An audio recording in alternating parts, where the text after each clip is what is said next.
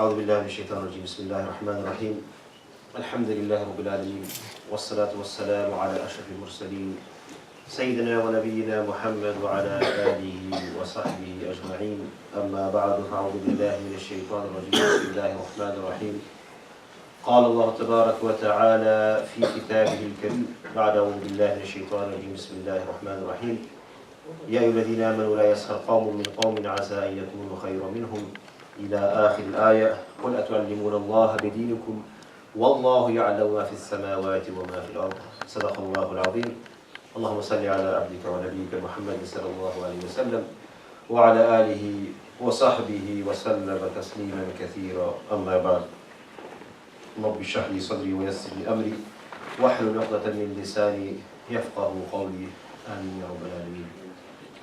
So brothers and sisters in Islam, as I mentioned earlier, today's topic inshallah will be regarding a little bit about Valentine's Day. And I mentioned this a few months ago, that how we should respond to the different festivals that we face in our life. But before we go into that topic inshallah, I would like to touch upon the ayahs which are recited in the Salat and also the ayahs which are recited afterwards. And these are a few ayahs which are mentioned in Surah Al-Hujurat, because the theme of the halaqah is love and hate. Last week, or the week that's just gone, we had the National Hate Crime Week Awareness, or Hate Crime Awareness Week, which was a full week where different institutions, different organizations would come together and make some event to create awareness of hate crime. And as we know, hate crime is something which affects us directly as Muslims, our sisters, our mothers, our daughters on a day-to-day basis, daily basis, they get affected. And up to now, unfortunately, this problem hasn't been erased in the community. And it's actually increasing. The numbers, if you see them, the stats are on the increase. So these events were held in churches, in synagogues, in masajid, in order to create this awareness and also to try to look for ways to build relationship with the other community, Muslims, non-Muslims alike, faith groups, non-faith groups. Alhamdulillah, we had a successful event in one of the churches. But the main theme which came out from these talks was that it's something, unfortunately, even though we have advanced so much in our science and technology, in our IT, in our networking, but the problem has actually, instead of decreasing, is increased. And what we've seen is that even though there are many ways that people can report this issue, the hate crime, and we encourage, this is something that came out from the event, was to encourage those who are affected to report this crime. And I was called to give a small reminder from a Muslim perspective, and these were the few ayahs which I recited in the event. يَا أَيُّهَا النَّاسُ إِنَّا خَلَقْنَاكُمْ مِنْ ذَكَرٍ وَأُنْثَى وَجَعَلْنَاكُمْ شُعُوبًا وَقَبَائِلَ لِتَعَارَفُوا. Allah subhanahu wa ta'ala told us many centuries ago that this difference is there, but the main reason for being there is not for that you may fight one another, that you may call one another al-qab, nicknames, that you may call one another racist chants. These are not the main reason why Allah subhanahu wa ta'ala created us different. Rather, the reason was لِتَعَارَفُوا, that you get to know one another and you love one another. So we're coming to the topic of love later on, but let me just touch upon the few ayahs in Surah Al-Hujurat, where Allah subhanahu wa ta'ala completely, 100%, without any reservation, He condemns anyone who calls anyone names, racist slurs, backbiting, calling someone any sort of defamation. So anything which goes against the natural instincts of Islam is forbidden. And the Surah Hujurat came later on, and it's a surah which gives us the blockstones for a community. And last week I touched upon this, and how we can create a community here in Rochdale, which is a model community, where people would like to move. We hear that some areas in the UK, people want to move to these areas. What's the reason? They're peaceful, they're Islamic, there's no crime. But this is something we want to really try to achieve in our locality as well. Rather than people leaving this area, we want people to come and live in this area. So alhamdulillah, the few points which I mentioned in the end was Allah subhanahu wa ta'ala. So after the ayahs of وَلَا تَجَسَّسُوا وَلَا يَغْتَبْ بَعْضُكُمْ بَعْضًا, and the severe consequences of backbiting, I mentioned this a few weeks ago. And then we come to the dialogue between the Bedouins at the time of the Prophet sallallahu alaihi wasallam. Now they had this sort of mentality that we sometimes get. قالت الأعراب آمنا قل لم تؤمنوا ولكن قولوا أسلمنا. They think that, we have become saints now, we have completed our religion, that we are praying 5 times a day, we're paying the zakat, the siyam, but there is something missing. And that missing link is the iman. That we are doing all these acts of worship, but there is something which is missing, and that is iman. قالت الأعراب آمنا قل لم تؤمنوا ولكن قولوا أسلمنا. All you've done so far, O Bedouins, is you have just become Muslims.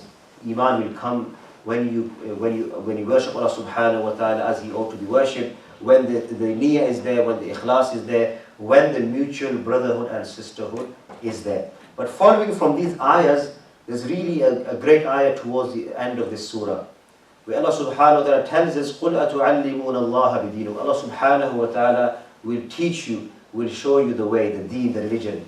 Because sometimes we think we can lead ourselves through the religion, and we can learn ourselves without any guidance, without any sort of direction. Rather, Allah tells us that He is the one who guides you to His path of Islam and submission. وَاللَّهُ يَعْلَمُ مَا فِي السَّمَاوَاتِ وَمَا فِي الْأَرْضِ وَاللَّهُ بِكُلِّ شَيْءٍ عَلِيمٌ. That He knows everything that exists in this world, in this universe, and He is able to do as He wish, and He is aware of all things. He is Alim and Khabir. The end of the ayah is where sometimes as Muslims, we become complacent. We think that Alhamdulillah we are Muslims and it is enough. So just being Muslim is your ticket to Jannah. Rather, Allah tells us in the next ayah, يَمُنُّونَ عَلَيْكَ أَنْ أَسْلِمُ, talking again to the Bedouins, that you think that you have done a great favor upon Allah subhanahu wa ta'ala by becoming Muslims. بَلِلَّهُ يَمُنُّ, rather Allah subhanahu wa ta'ala, it is His favor upon you that you have become Muslims. Rather, you would have been misguided, you had been in your deserts, in your flock of sheep, in your camels, and you had been misguided. يَمُنُّونَ عَلَيْكَ أَنْ أَسْلَمُوا قُلْ لَا تَمُنُّوا عَلَيَّ إِسْلَامَكُمْ بَلِ اللَّهُ يَمُنُّ, rather you should be grateful that Allah guided you. بَلِ اللَّهُ يَمُنُّ عَلَيْكُمْ أَنْ هَدَاكُمْ لِلْإِيمَانِ. So again, the iman comes into it. So brothers and sisters, what I'm trying to get to is, Islam on its own is not sufficient. We need iman. And when iman comes into our hearts, then the love for the sake of Allah subhanahu wa ta'ala for your brothers and your sisters, and for your neighbors and those who are around you will also come. And similarly, when you hate someone, you don't hate someone for the person as the person himself, rather you hate the sin which he or she is committing. Somebody in our community, may Allah forbid, is committing zina, or he's drinking sharab, khamr, and the person is close to you. Rather, you're not hating him himself, you're hating the sin which he's committed, and you are really trying to keep him away from that sin. Whether he's our own son, our daughter, our father, whoever he is or she is, we are hating the sin rather than the person. This brings me back really to the topic of today, which is love for the sake of Allah subhanahu wa ta'ala. How to love your brother and your sister in Islam, your children, your family. All this comes in line with Valentine's Day. And I gave a khutbah last year about Valentine's Day. Yesterday I didn't have enough time to cover the whole thing, so I'm just going to quickly go through last year's khutbah with you, very very briefly, just to keep it simple and not to go into side issues, because we have inshallah another halaqah series to announce towards the end of this talk as well, inshallah. So love, as we know, brothers and sisters, Islam, hubbulillah, this is part of Iman. So when I mentioned the Islam and the Iman, so you might not have hubb in Islam. So if you don't have hubb, you probably have no Iman, you probably have only Islam. So hubb comes, al-hubbu lillah wal-bughdu lillah. This is something which you have when you have Allah subhanahu wa ta'ala's commandments in front of you and His do's and don'ts. So we should, as we all know, we should love Allah subhanahu wa ta'ala. That should be priority number one. We should love the Prophets alayhi salatu wasalam. We should love the Prophet sallallahu alayhi wasallam. We should love our parents, our neighbors, our children. These are all love for the sake of Allah subhanahu wa ta'ala. There's no disagreement about that, how much we should love them. It is depending on the person, how well he has been nurtured in this dunya, how well his tarbiyah been in this dunya, and this will reflect later on.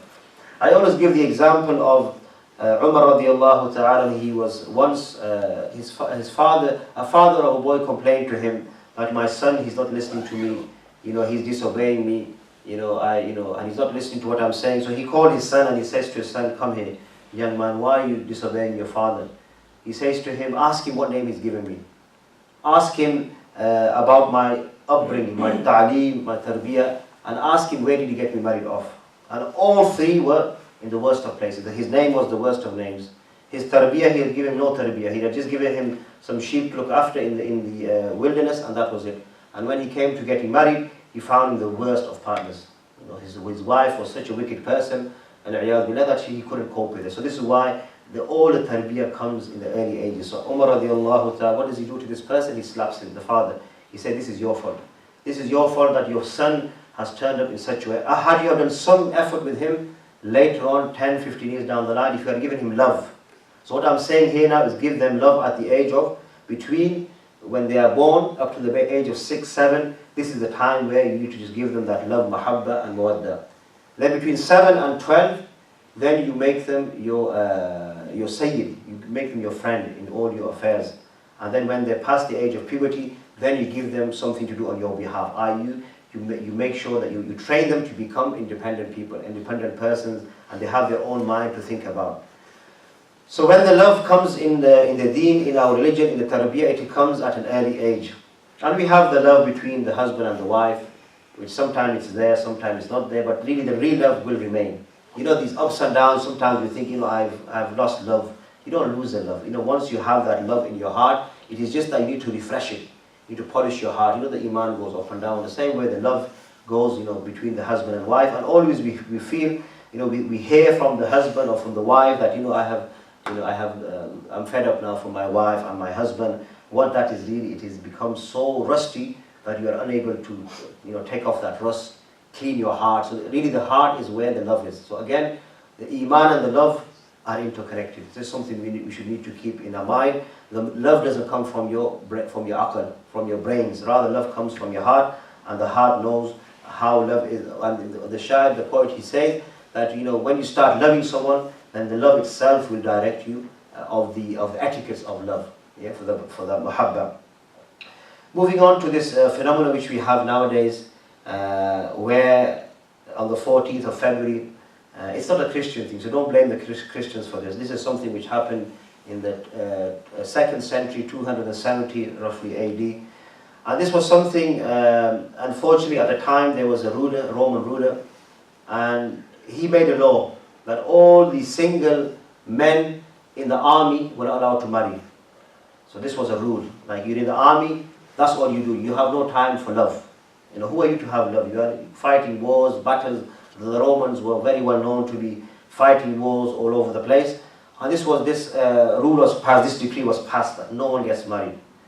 So then later on, this saint, he comes along, and his name is Valentine. So he's a bishop or he's a monk, one of the two. And he was basically, to cut a long story short, he tried to bring couples together, and he tried to introduce them, you know, try to get them to mate with one another, etc. And for this he was captured by the Roman rule, and he was killed. He was imprisoned and he was killed. And in memory of this person, they hold this day of the 14th of February as a day where, in inverted commas, we allow, you know, freedom, mixing of single persons, even not just singles. You know, they expect that if you marry, you need to bring a rose, a box of chocolate, you need to take your wife to for a meal, etc. These are things which they promote on this one day. They might sound good, they might sound there's something which we should be encouraged. Fine. We have no issue with couples going out, the married couples, they're going for their food. That's fine. That should be something which they do regularly anyway. You know, you shouldn't be doing it just on the 14th of February.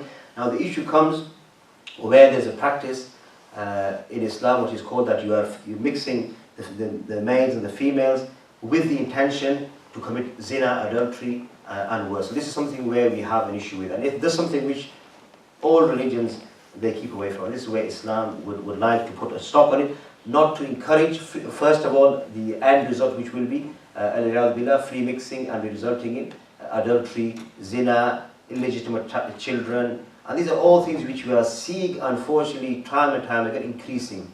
If you look at the stats again, go and look in the UK, how many single parents we have in the UK. Single mothers. It's staggering.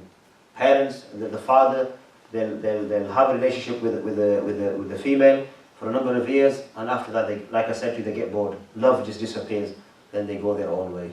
And this is something which we are seeing Unfortunately, my concern is not what's happening in the other religions. Our concern should be what's happening in our own houses, in our own community.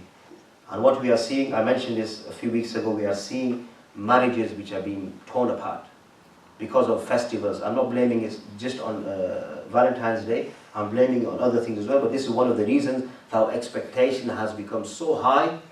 The Prophet ﷺ tells us that whenever you are competing in dunya, look at someone underneath you, someone who's below you, someone who's less fortunate. In deen, you should look at someone who's further up to you. So what the consequences are is that we have the marriage institution in Islam, the fabric of the society, which is something we are, we time and time again, we emphasize that the foundation of this deen is on a good family, on a strong family. Once you take that away, brothers and sisters in Islam, then your ibadat become just Islam. There's no Iman there. So try to keep with this. So the Islam and Iman become separate. When you are just doing your rituals, then this is something which the Yahud used to do as well. They were very good at that. They used to pray a lot. Yeah, there are people who pray more than us, but have they got that Iman in their hearts? This is the question I want you to ask. That you may be praying a lot of nawafil, you'll be fasting a lot, you'll be doing adhkar, whatever you'll be doing, you'll be reading the Quran, but do you have that Iman, that connection with Allah subhanahu wa ta'ala? And we were asked a good question earlier by one of the youngsters, that what is piety, what is taqwa? And he was confused that how do I imagine this thing of piety? And very simply, because he was only about 10, 11 years, I said to him, imagine that someone's watching you and you're doing a task.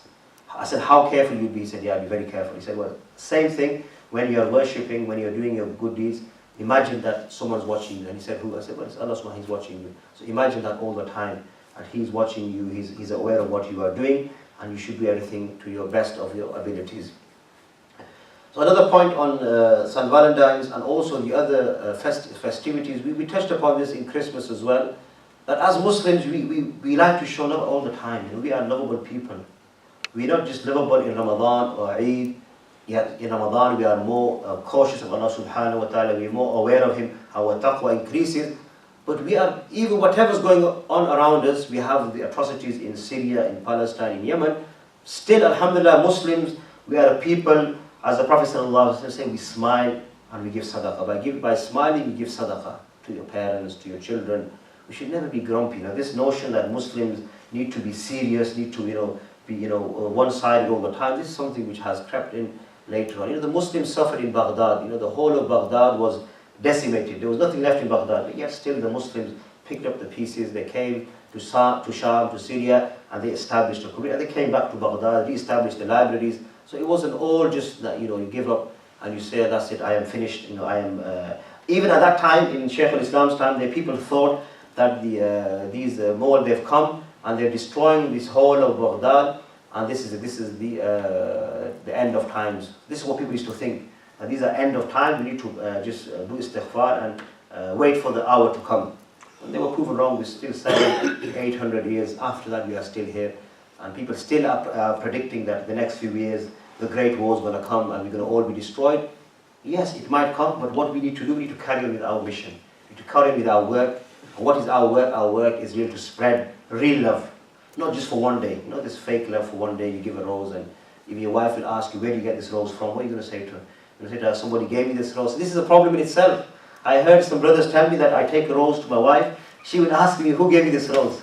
What do you do? So this is a fitna after fitna. So we need to be very, very careful. We need to spread this love, brothers. My advice for these youngsters who are sitting here is look for the real love. And your real love is with your family, with your parents. All which we are seeing out there in the media is all, unfortunately, it's just fake. And a lot of fake news out there. May Allah protect us from this fake news. And may Allah subhanahu wa ta'ala give us the real love. The real love for the sake of Allah subhanahu wa ta'ala. I say this with very, very careful words, that love is for the whole of humanity. Because the whole of humanity is there. From who? From Allah subhanahu wa ta'ala. They are not creatures of anyone else. Allah ta'ala created them. When the Sahaba used to come upon a society, a community, Mu'adh ibn Jabal, he was told by the Prophet ﷺ, when you go to Yemen, there are certain things you ask them. And that's it. After that, you deal with them as human beings. So you don't have this sort of nifaq in your heart that, I'm going to deal with him, but it's just for show. We don't do things just for show. This is the difference between Muslims and non-Muslims. Maybe they might do things one-off, and they might have these events, but rather we should be the real, genuine people who come and bring people together. And alhamdulillah, this was really the character of the Sahaba. Wherever they went, they showed the proper love. They showed really the akhlaq. We say they went to Indonesia, Malaysia, Burma. They didn't go there with tanks or with boats. Rather, they went there with the trade, the tijara. And the way they used to do tijara used to be shocking. That, they used to give them the money, the transaction, and they never used to deceive them in their money. And this was really something which was probably common at that time. People used to deceive one another. But the Sahaba, radiallahu ta'ala, we really owe a great deal of debt for them. And if it wasn't for the Sahaba, Pakistan, Sindh, all these areas would probably still be Hindu. So the Sahaba went there, and they dealt with the people in a good way, how we should. And the same thing, someone said something yesterday, and I was shocked. He said Muslims have been here in the UK for 100 years, maybe more. Out of the population, how much of it is Muslim? 1%, 2%, I don't know. Who's good at maths? So we have the population of UK is 60, 70 million. And we have maybe 2 million, just less than 2 million. About 3%. 3%. So 3% of this society is Muslim in 100 years. Now look back. The Prophet ﷺ was in Mecca and Medina how many years? Altogether 20. How long was his nubuwwah for? Anyone? 23 years. And so how much percent of Mecca became Muslim and how much percent of Medina? Big proportion. Then you go and you look at the whole of the society around Arabia. How much of it became Muslim? This is actually a lesson for us in the UK. That why is it that we've come here, our parents, may Allah bless them, came here, they made intention that yes, we're going to go back, but that Allah has something else planned for them, for them and for us, that no, you're not going to go back. Rather, Allah wanted them to come here. The forefathers, and I always say this to youngsters, don't ever look down at them. They came here, alhamdulillah, they made a big sacrifice, they left everything in India and Pakistan, and they settled here, and then the youngsters came along, your father, the grandson. So what he's trying to get to is that 1, 2, 3% of the population is Muslim at the moment. But what he was saying, and this is really the critical bit, that had the Muslims been Muslims in those 100 years, maybe the numbers would have been large. Because don't forget, in the 18th century, the late 18th century, one of the early reverts to Islam appeared, and that was at the time of the Uthmaniyya. And they had a good relationship up to a while, and then things got a bit sour, and they decided that we need to, disconnect with them. But those 100 years, even if you had 0.5% every year becoming Muslim, by now a majority of the UK would have been Muslim. I mean the locals, not the immigrants, not me and you. The local indigenous people would have been Muslim. How? Again, through going back to the teachings of Muhammad sallallahu alaihi wasallam, his companions, and those that followed. But these are things which we can try to implement. We shouldn't give up. Youngsters are here, mashallah, 4, 5, 6 youngsters. This is the future, and this is how, inshallah, the Islam will spread with peace and love. This is something we need to pass on to our youngsters and make sure they are full aware. Don't give them this false notion that, better you're going to go back to your homeland, you're going to go back to Pakistan. Oh, Pakistan is there, alhamdulillah, it's in our hearts. We love the country. We love all Muslim countries. We love all countries where there is peace. We don't hate any country, whether it is Muslim or non-Muslim. This is our homeland. This is also where we live. This is where we have to give the da'wah up till the last point. Allah Ta'ala tells the Prophet sallallahu alaihi wasallam, "Wa'bud rabbaka hatta ya'tiyaka al-yaqin." That worship, O Muhammad, he's telling his beloved that worship me till the last breath. And who are me and you? Who are me and you to say after 4 or 5 years that we've done our bit? That's it. The da'wah is complete. Now it is time to leave this Darul Kufr, go to Darul Islam. These are things which will come in its own time with the implementation of Allah subhanahu wa ta'ala. He knows best how to fulfill his sunnah and his commandments. I'll finish off on this last point with regards to, so you might be wondering, is Imam Sahib saying that we should be celebrating St. Valentine's? I'm saying to you, implement love throughout the year. Don't just stick to one day, 14th of Feb. Rather, have each day a love for your father, love for your mother, and continues all the way throughout the year. So stick to what the Prophet ﷺ has taught you with regards to your wives and your husbands. really this, I'll introduce this course in a bit, but we have really a serious dilemma, not just with the youngsters, but with our adults who are married, who have kids, and they look on Facebook, on YouTube, and WhatsApp, and they get these ideas that what should we be, how should we be acting with our spouses? Things which are alien to Islam, like I mentioned to you about this roses and stuff like that. And this is where the shaitan, he plays his trick. So, oh, this is how, our neighbors did so and so. They went on holiday to, I don't know, Tunisia, Morocco, whatever. Or you should go to Egypt. There's nothing wrong with going with your wife and your children for a holiday, but don't make it a rivalry or competition. That if he's gone, if he's got a 2018 plate, I need a 2019 plate. Don't make it a rivalry, because this rivalry is what destroys the community. This is what's destroying the community from its core.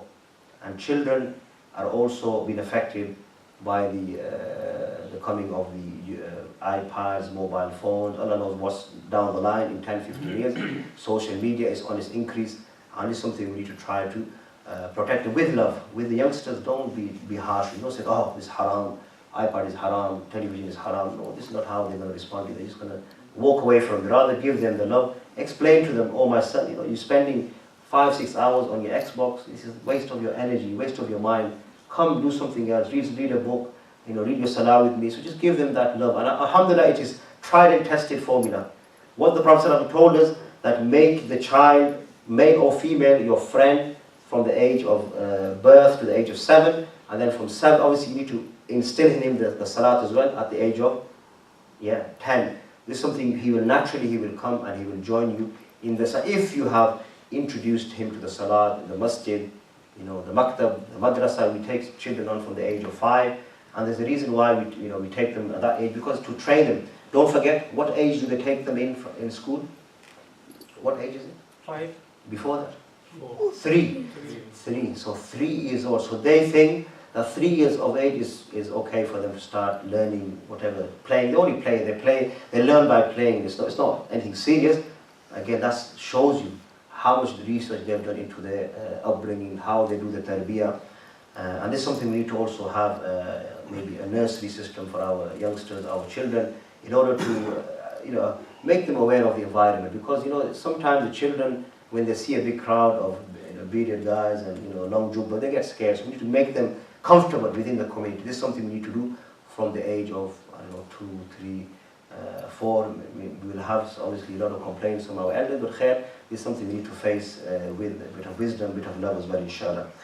Inshallah, I'll finish off. Any questions or any comments? I haven't said anything haram or halal, so don't hold me to that. I'm only just advising for the sake of Allah subhanahu wa ta'ala. Whatever I have said correct is from Allah subhanahu wa ta'ala. Anything which is in error is from the shaitan and from my nafs. أقول قولي هذا أستغفر الله لي ولكم ولسائر المسلمين فاستغفروه إنه هو الغفور الرحيم.